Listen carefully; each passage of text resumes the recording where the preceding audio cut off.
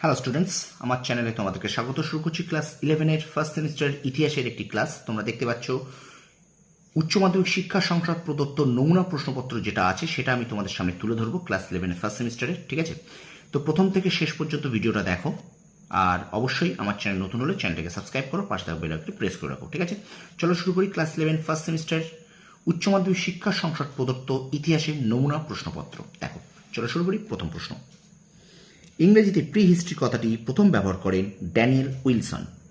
ইতিহাসকে সুক্ত বলা হয় কারণ ইতিহাস মানুষকে শিক্ষাদান করে। 3 নম্বর দেখো, ভারতের আদি মধ্যযুগ ধরা হয় ড্যাশ সময়কালকে। অপশান বি 650 থেকে 1206 খ্রিস্টাব্দ পর্যন্ত। পুরাণের সংখ্যা হলো 18টি। আচ্ছা, এরপর একটা স্তম্ভ মেলাও আছে, এর উত্তর হবে অপশান 5-এর থেকে অপশান বি 1-এর ডি, 2-এর এ, 3-এর বি, 4-এর সি। ঠিক আছে, অপশান 5-এর বি হবে উত্তর। পরে দেখো 6-এর দাগে, ইন্দো গ্রিক রাজাদের নাম জানার প্রধান উপাদান হলো মুদ্রা। হোয়াট ইজ হিস্ট্রি গ্রন্থটির লেখক হলেন E.H. কার।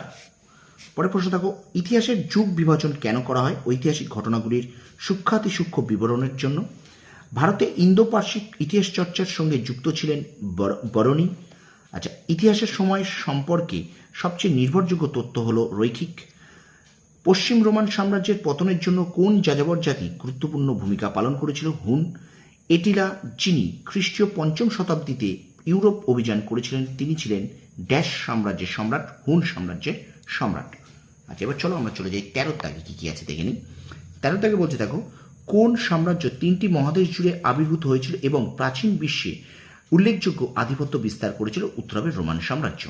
পরের প্রশ্ন দেখো, কোন রোমান সম্রাট খ্রিস্ট ধর্মকে রোমান সাম্রাজ্যের সরকারি ধর্ম হিসেবে গ্রহণ করার জন্য পরিচিত? উত্তর হবে কনস্ট্যান্টাইন।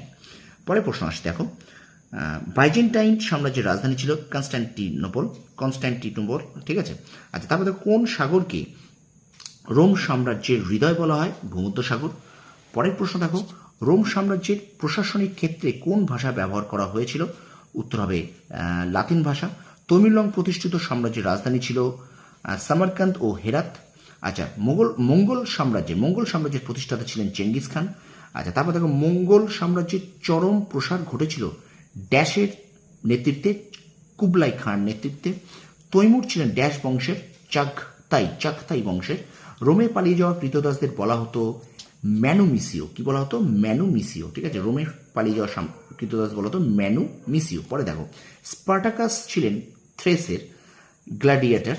আচ্ছা, প্রথম দাস বিদ্রোহ হয় সিসিলিতে। রোমান কৃতদাস তার প্রভুর প্রাণ রক্ষা করলে? অপশান সি এর উত্তর দাসত্ব থেকে মুক্তি পেতে। আচ্ছা, পরে দেখো, গ্রিসের প্রধান পলিসগুলি হলো, এখানে অপশান এথেন্স, গেরুসিয়া, ক্রিট আর হিলিয়া আছে। এটা 1 সঠিক 2, 3, 4 ভুল। কি বললাম? 1 সঠিক 2, 3, 4 ভুল। ঠিক আছে। পরে দেখো, পৃথিবীতে প্রথম গণতান্ত্রিক শাসন ব্যবস্থা গড়ে ওঠে গ্রিসে। বাউলি বা পরিষদ ছিল ড্যাশের প্রতিনিধি সভা? এথেন্স। চলো এবার চলে যাই আমরা 29 দাগে, স্তম্ভমেলাও আছে, দেখে নাও। 29 এ হবে উত্তর। 1-এর এ, 2-এর বি, 3-এর সি, 4-এর ডি, এটা উত্তর হবে। পরে দেখো, পেরিক্লিস ছিলেন ড্যাশের নেতা? এথেন্সের নেতা। দক্ষিণ ভারতের একমাত্র মহাজন পদ হল অসমক। রিপাবলিক গ্রন্থটির লেখক হলেন প্লেটো। পাটলিপুত্র ছিল ড্যাশের রাজধানী? মগধের রাজধানী। পরের প্রশ্ন দেখো, মানচিত্রে দেওয়া জায়গাটি উল্লেখ করে, এই জায়গাটা আছে, এটা পাটলিপুত্র। আচ্ছা, সেলুজুকরা কোন জাতির লোক ছিল? তুর্কি। খ্রিস্টপূর্ব 6ষ্ঠ শতকে মহাজন পদের সংখ্যা ছিল 16টি। ভারতের প্রথম ঐতিহাসিক সম্রাট হলেন চন্দ্রগুপ্ত মৌর্য। রাজ্যের সম্প্রসারিত রূপটি হলো সাম্রাজ্য। আচ্ছা, আলেকজান্ডার ভারত আক্রমণ করেন ড্যাশ খ্রিস্টপূর্বাব্দে? 327 খ্রিস্টপূর্বাব্দে। এবং শেষ প্রশ্ন দেখো, দ্য ম্যাগনিফিসেন্ট নামে পরিচিত অটোমান সুলতান ছিলেন সুলতান সুলেমান। তো এই ছিল ক্লাস 11-এর ফার্স্ট সেমিস্টারের উচ্চ মাধ্যমিক শিক্ষা সংসদ প্রদত্ত ইতিহাসের নমুনা প্রশ্নপত্র। ঠিক আছে, তো ভিডিওটা কেমন লাগলো অবশ্যই তোমরা কমেন্ট সেকশনে কমেন্ট করে জানাও। আর আমার চ্যানেলে যদি নতুন হয়ে থাকো অবশ্যই চ্যানেলটাকে সাবস্ক্রাইব করো, পাশে থাকা বেল আইকনটি প্রেস করে রাখো, আর অবশ্যই তোমার বন্ধুদের মাঝে একটু বেশি করে শেয়ার করে দাও। তোমরা সফল হও, তোমাদের সাফল্য কামনা করি। ধন্যবাদ।